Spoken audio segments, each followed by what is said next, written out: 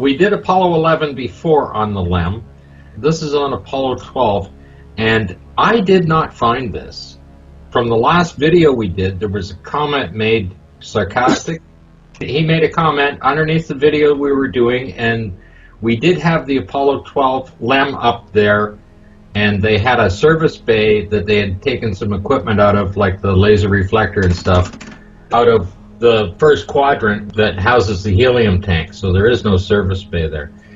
So here are the photographs coming down. I'll just run through the sequence. So you have this one, then he's coming down the ladder, coming through. Of course, they're offset a little bit, the ladder, and this one is not directly in the shadow. It's a little off to the side. I guess it swung around a little bit on the gantry crane. So he gets down to the bottom of the ladder, and then they start showing the other photographs here. And if you'll note, that little piece where the paint is peeled off there, you'll see that in the other ones. They're using the same LEM over and over again. You'll see that on Apollo 11 as well, that same paint missing right on that same spot. Now, we get to here and take this in. Take a note of the tape line here, where the struts are, even the shadow, and then you'll see it's kind of wet here, down, and it just kind of overlaps here. There's no tape here at all. And there's tape, but it's not stuck along there. There's a tag right here. No tape down here of any kind. And when you get down here, there's a piece of equipment that sticks out that they have wrapped in, and it is taped. There is a tape line across here, but not down here. This hasn't been touched yet. This particular photograph is the first image on this side. There are no footprints here whatsoever. You can see that. This is the first thing. You can see how wet it is here. You can see it's so wet down here that it's not even reflecting light, and across here it's not reflecting light off the aluminum. That's why in Apollo 14 they just simply removed it, because it was all covered in mold. Another shot of it there. Again, no footprints anywhere along there. And now they've opened up the service bay and they're taking the equipment out. And I must note that through this sequence, the activity that the astronauts are doing are in sequence. So we're going to come up here and have a look. And this is what is going to be notable. There are the two struts. The other photograph, the tar paper here, came all the way across and down. The one door is opened. The other panel is completely removed off. This now is sitting up here. This protrusion is now sitting up here, above the door. You can see that strut there. The tape line is wrapped across. This is still untouched up here. This is completely different than what the other panels had. Yeah. So now he's taken the equipment down. The next one is just in the sequence of it, showing the panel down. Now he's going to take the nuclear core for the RTG out of here. And now we get right to here. You can see all of the equipment is down on the ground. The tethers are down, and the panels have been put back on. Not only put back on, but they're now taped up. This piece that was sticking out down here was up here in the other photograph. The panel only came from here across and down. So why would the astronauts, or how could they, get up here? Because they would have to retape this line back in up here. The activities in sequence, yet this has been completely put back together. They've had to redress this set for whatever reason. I think it's because they had to stop for the rain. What about that stitched sticker that's in the top? Okay, the sticker is there from the first photograph. This panel in the original did not have a sticker there and was not taped together. What about the one on the top, though? That sticker's vanished now. It's not there. This piece of material here was moved up to here. And as you go through these photographs, doesn't matter what, you can see how wet it is. But you can see this piece that's sticking out here. And there is some equipment in behind that when you look at it. He's finished taking it down. The tethers are down. And all of this is closed back up and taped back together. Right, but that one sticker is still gone. It is gone. Here, I've got two together. This piece up here that's now sticking out, this is above the door. This aluminum arm sticking out here is this arm here. And this panel stops right there at the edge of it, coming down right there instead of coming all the way across. This sticker is here. It's not shown in that one on the back of the picture, and this sticker is there. But as you can see, on this arm here, up here, there is no sticker up here. That sticker is right there. And it should be right there. Wow, so where did it go? That's the original before it's touched. That's when they first came up to it before any footprints are there. No tape on the door across, one sticker right there. There's no tape over here either on it. And this panel sits out down here at the bottom, sticks out. Yep. This particular piece got moved up to here above the door and just stuck there. I've looked at the other photographs through the sequence, anywhere you're looking through any of these other ones, when they're doing that, when it's down, that's open. This other panel here, okay, isn't on the ground anywhere. Why it got up to here is beyond me. When it was down here, there is a piece that sticks out right there. But now it's up here. And now the sticker's on it there. Seeing a piece of tape on this side. Yep. So they put this back together. The astronauts could not have done it. They had to stop for whatever reason, probably because it was raining too hard. Well, if you're seeing how wet it is, right? Here's the very last shot of the sequence. And now you're going to see something even more interesting. This is the side of the panel is put back together. They've taken the equipment away. They've removed the canister from here on it. All of the tethers are down, and there's no footprints here at all. Been redressed one more time. Wow, look at that. Yeah. You saw all of the activities the astronauts are doing, all the activities out here, but this whole area in here, where they were standing to pull all this out, where they're putting all the equipment together, there are no footprints here at all. And those are in sequence. These are in sequence. The activity is in sequence. But you can see that. This is all put back together. There's no way. There's a tape line up at this height here that has been put back on.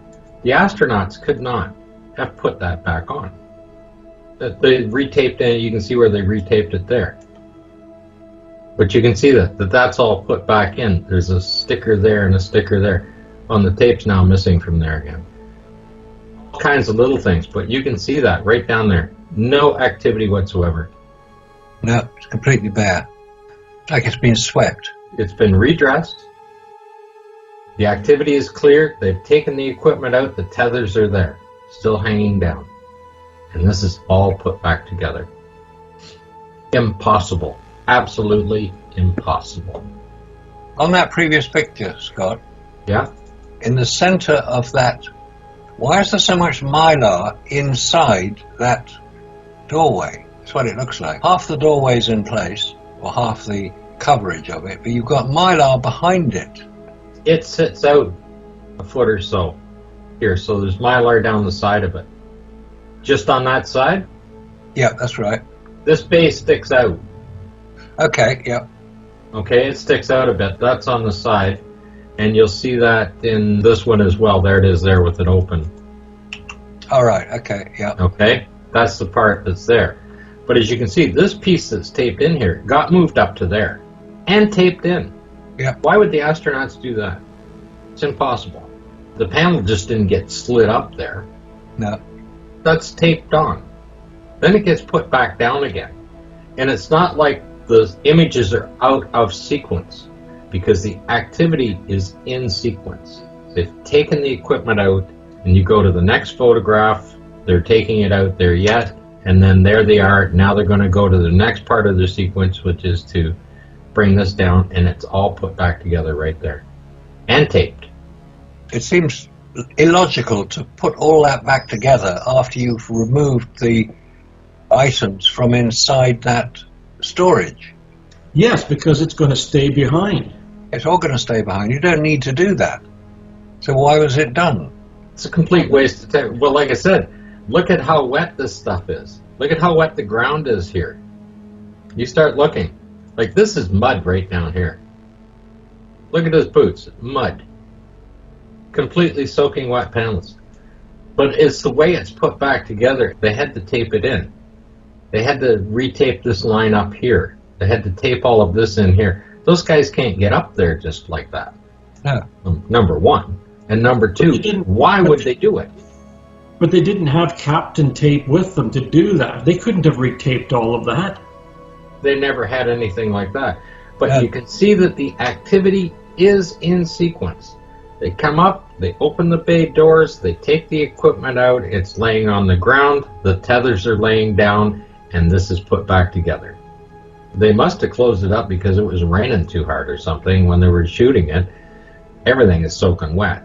So they closed it back off again. And then they just left it closed. As you go through the sequence, there's the equipment coming down. Everything's in proper sequence. Look at how wet this thing got down here. Yeah. Just from the previous photographs. Absolutely soaking wet. Complete simulation error. And it's huge. And of all of the stuff I have found, I did not find this. Somebody else pointed it out. And that is what's in the photographs. And there's absolutely no way anybody can justify and or explain why. These panels, there they are. He's got the equipment. They're going to take them out and load them up. The tethers are down, and it's all put back together. And there's no way they came up and retaped that line. And that sticker is also missing. The two stickers are there now. There was a sticker up here. When the service bay doors were open, this was open here, there was a sticker up here as well. All right, then can those panels be moved? Can they be moved from the bottom to the top and top to the bottom? No. This one opens up and this one just gets removed. And they wouldn't be removing it and sticking it up there so they could put it back on again. Well, how high is that? 6.5 feet? 12 feet to the top here. No, I mean down to the bottom where that Captain tape was supposed to have gone all the way across. That must be about, what, 6.5 feet? They couldn't have reached that. They can't reach higher than their helmet. Complete simulation error. It's hard not to find anomalies when you look hard enough. And you know the sequence, and you've got all the PDFs, you've got all the Lunar Surface Journal records, which indicate what happened every second of the time they were on the lunar surface. You compare it all, and a lot of stuff is missing because you can see evidence of activity, like putting those panels back, but that's not mentioned in the Lunar Surface Journal. It would take a while to do it if they could, they need a step ladder to get up there. They haven't got one. And somebody to assist to hold it in place, and then redress the set, get rid of all the footprints at the very end so it's all nice and clean. I don't know if it's being done for the shot. I don't know whether the photographers were taking like artistic license and the stage production is being set up to create a very good shot and forgetting the fact that it's supposed to be original. Like it's supposed to be original sequence. I think they got caught in the rain, to tell you the truth. And then they had the set guys come out and redress it, and they put it all back together. Well, it's very well spotted, whoever it was who identified that. He goes by the name of Sarcastic, and he's underneath, making comments underneath it. I mean, that's a great find. I mean, that's up there with Buzz Aldrin, that particular sequence. Yeah. It's so ridiculous to think. And to redress the set, to get rid of all of the footprints. I mean, they just aren't there at the very end of that. Yeah, well, see, when you have all the equipment out, you can't go back and say, well, this came first and that came second. No, the equipment is slowly being taken out. Now you've got the ropes hanging down. Yeah. Now you've got all the footprints there, and then you go to the very last sequence, and guess what? Now there's no footprints, but yet everything else is out there. They can't say that they're not out of sequence, rather, because they will say that we take them out of sequence. No. Yeah. It's the proof. No, the activity is in full sequence, which means the filming of it and the photography of it are in sequence. But what has happened in there, they've had to stop and redress that set. And whether it stopped for rain or they stopped for lunch or the Playboy girls came along, and they had to do a little photo op there, it doesn't matter what interrupted them. Somebody redressed that set while they were away from it, and then they came back and continued to film. Because that set had to be out in the open to get the sun angles, because that couldn't have been illuminated with one spotlight. Those particular ones of them coming down the ladder, even the first part of that sequence, you see him there, he's in the sunlight. But when he's coming down from the inside shots of the thing, he's not in the sunlight. Yeah, that's true.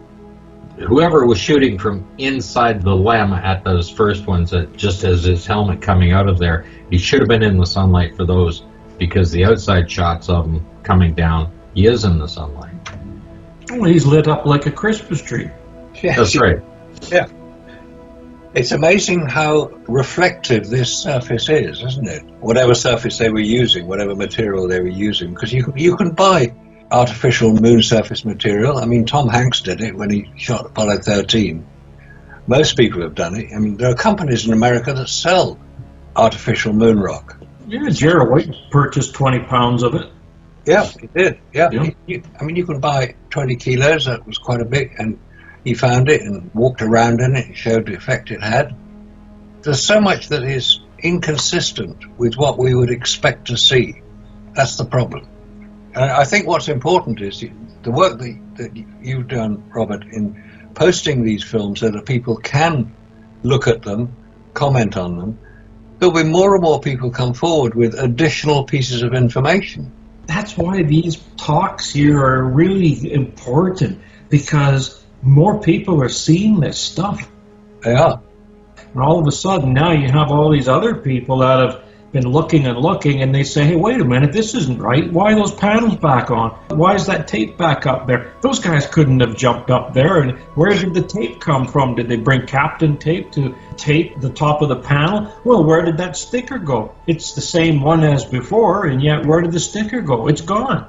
Like, there's all these anomalies that are happening, and then now you look and the footprints are gone. So the whole thing has been readdressed, obviously, and those photos are all in sequence because that equipment is out there. Yeah, it is.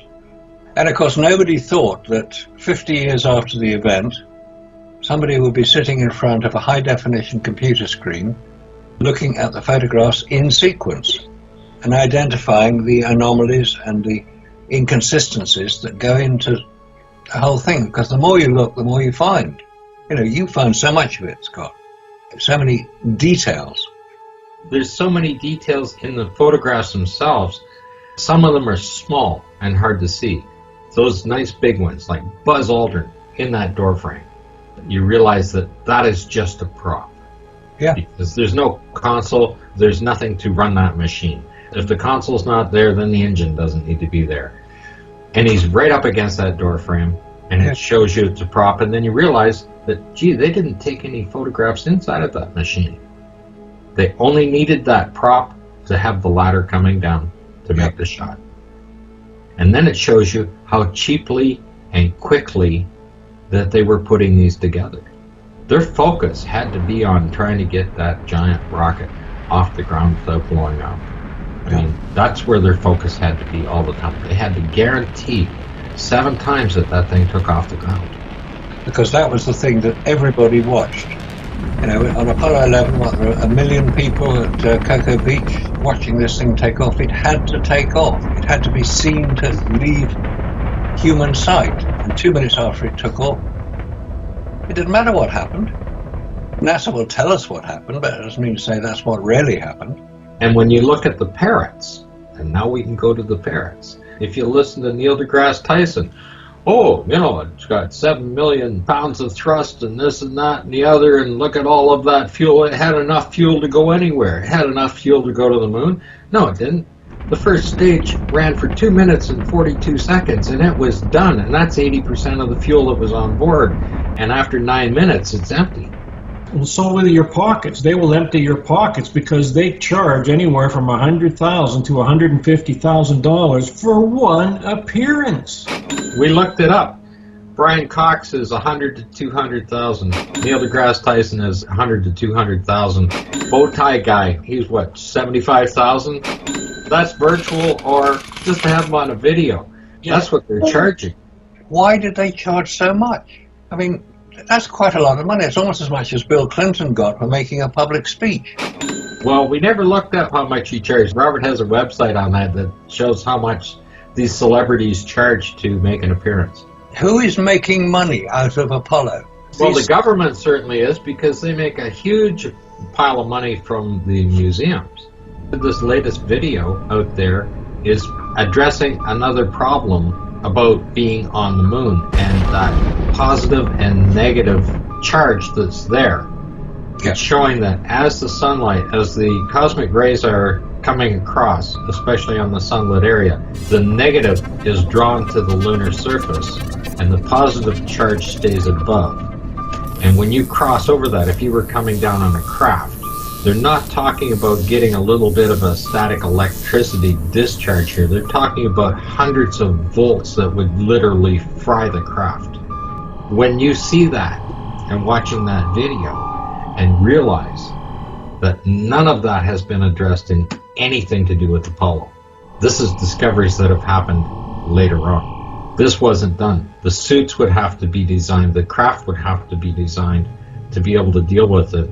The location of where you're going to land on the lunar surface is going to have to be addressed as to where you're going to get the least amount of discharge from going through there. Yep. And of course there's no way to ground the craft hovering over top of the surface. The longer you hover over, the higher the charge is going to be on the craft. That reminds me of the Hindenburg. Yeah. That is exactly what happened when they tossed the grounding strap down. Yeah, it just put the charge right through and away it goes. One of the problems that was never addressed during that Apollo region, it's not a small problem. Even when they're faking it there, the fact that there's absolutely no way they could simulate the photoelectric charge of the lunar dust, because if they disturbed it in any way, shape, or form, it's going to levitate. It's going to stay levitated until the sunlight comes off of it and the charge disperses. And they've talked about that in other articles that other people have talked about, the sunlight levitating the lunar dust up to 2 kilometers above the surface. When you land and you disturb that soil, it's not coming back down the entire length of time you're there. It's not going to come back down until the sunlight is off that surface. The photoelectric charge in it levitates it off the surface just from sunlight striking it. That is the whole point. It levitates it off the surface without it being disturbed. Imagine if you disturb it. It's going to shoot up and it's not coming back down. Not while you're there. But it's going to still come back down in time, has to. Gravity. When the sunlight stops striking that surface, then the photoelectric charge will disperse and it'll come back down again. Well, that's kind of strange with the rover kicking up all of that dust. I mean, it's throwing out fishtails of it, and it's falling down pretty fast. It's falling down at the speed of Earth's gravity, as it does off the boots, or when they're scooping a sample into their bag and you see it fall down. Any of the videos, it just falls to the ground, right? None of that photoelectric charge could be simulated. You'd need today's technology to be able to simulate that effect. But it is unfortunate that we have all of these people out there that are promoting NASA, especially to our children, and they're giving them the impression that all of this stuff not only happened, but it's simply quite capable. And you're taking very intelligent minds and you are putting not only the concept or the idea, and even at a university level, they're teaching them mathematical theories and things like that that actually don't work. If they decide to go into a space program or whatever, they're going to be confronted with all of these problems that haven't been resolved. They won't be able to contribute to the space program or science program or anything else, and the only thing that you can do with these people is turn them into parrots. And like I say, you take that Veritism and physics girl, right? Yeah. And I mean, she's very enthusiastic, Amy Sherrill, things like that. They're very enthusiastic people, and they're out there, they're promoting it, they're promoting education, they're doing everything that's positive. But at the same time, the basis on which they're doing it is complete fraud. And they don't know it because they haven't the education to identify it. Yeah, but this physics girl, I mean, she's got, I think, 2.5 million subscribers. It's coming out of MIT, Minions in Training. And because they realize that she doesn't have the ability to contribute to the scientific thing, they still give her a PhD, people having delusions, and put her out there as a parrot. And they can give her a mathematical formula that anybody can see is just wrong. What she does with that formula. And of course, the one that really gets me is where she just takes mass on one side of a formula and mass on the other side. And the difference in the numbers of the mass are incredible. Like 900,000 pounds on one side and 400 pounds on the other. And because you turn them into a letter and call it M for mass, then M and they just cancel them out. Right? Now they're equal, and they're not equal. And she does that. And if she's educated, then she's doing it knowingly. And if they gave her a PhD because they knew she was going to be a good parent and doesn't understand what she's doing, it doesn't matter. She's out there doing it for them. And she's just one example. Veritism does exactly the same thing using the same formula. And of course, if you look him up, and you'll see Gravity Has No Force is the video he puts up. But doing the same thing, removing the mass of the object out there, he uses the same formula. And when you remove the mass from the formula, you remove the kinetic energy. Yeah. And it's the kinetic energy against the object, against gravity, that gives the equilibrium that creates something to be in orbit. So without the mass, then gravity has no force because it can't act against anything that doesn't have a mass. Simple as that. Yeah. If he's doing it honestly, he's bullshitting himself, but at the same time, he's just bullshitting everybody out there. And if they're teaching that in schools, nobody can contribute scientifically because they're being taught things that are just simply wrong. They become useless. They become parrots. They just repeat what they're told to say. That's right. Just like parrots. And they're enthusiastic about it. Oh yeah, well, you can be enthusiastic about it because you don't know that you're wrong. So, because you're enthusiastic, you must be believed. Because you wouldn't be enthusiastic if you were wrong, would you? No. So people will believe them, and that's the tragedy of it. I mean, we've got a similar situation over here in the UK to teaching history. There are only two major subjects taught in schools today in history. They're called the 2 H's. I mean, if somebody said to you, right, we're going into history, and we're going to talk about Henry VIII, that's sort of 1500s, and Hitler, that's 1900s, what happened between those two people? They don't teach that. What happened before that? What happened after that? The study of history will tell you what happened, and will also enable you to find out what may well happen in the future. We were seeing history repeated right now in the Ukraine, where there's all sorts of appeasement ideas. Oh, we got to appease Russia. Well, that was the problem with Hitler. We tried to appease him, and look what happened. Oh yeah, I mean, look at that elderly lady. She had been through Auschwitz, and she says, I can't believe this. It's happening again. And what's that famous thing about never again? We must remember what happened so it can never happen again. Yeah. It's happening again. Because it's being either taught wrong or it's just being forgotten. It's the same with these politicians. It's on sort, but it's all talk, no action. We have to fix the atmosphere. We have to do this. Well, yeah, we have to do it, but how come you guys aren't taking the lead? You're the ones that have all the resources and the means to funnel money into different projects, but not that. Anything but that, heavens. When I hear them speak or I read what they write, I think they don't actually know very much because they're making statements which are completely incorrect in terms of describing what's happened on Apollo, describing how rockets fly, describing how rockets are supposed to get to the moon. I mean, very few people know, or appear to know, that if you're going to launch a rocket to the moon, you've got to accelerate to 25,000 miles an hour. And that's the second stage. We'll do that. If you don't know what escape velocity is, you would immediately assume, because the moon is 250,000 miles away, in round numbers, and the rocket is going at 25,000 miles an hour, well, why doesn't it take 10 hours to get there? Because of gravity is pulling it back, and the rocket is not being propelled. So you've got all these things which appear to be sensible questions and reasonable comments to make, which are not, because these people just don't know what they're talking about. And it's tragic, really, because if they're now instructing school children who don't know the real facts, because they can't know it, they haven't been taught it, they will make mistakes. And those mistakes will become grounded.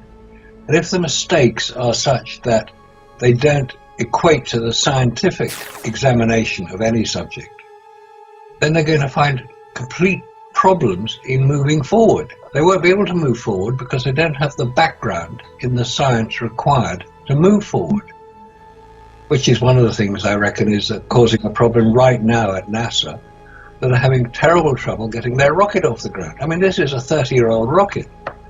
It's nothing new. They haven't built anything new. That's the SLS, the Slow Latent Spencer rocket. They're using space shuttle engines in the rocket, 4 of them, which is a reasonable thing to do if it's reliable and it works. But you put 4 together and you're going to get completely different dynamics as the thing takes off. You then try to get the thing off the ground. Well, they haven't got it off the ground yet. They haven't got it off the ground yet. Why not? Not.